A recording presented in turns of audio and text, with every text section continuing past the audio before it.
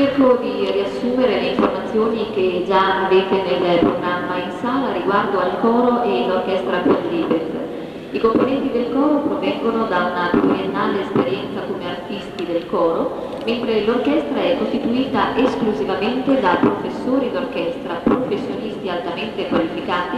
Il nome Quadriped è un termine latino che in musica si riferisce ad una composizione di carattere scherzoso, consistente nella contrapposizione di melodie sacre o profane diverse sia per il tono del testo sia per la musica. Il maestro Emanuele Pedrini è direttore artistico e musicale di entrambi i complessi.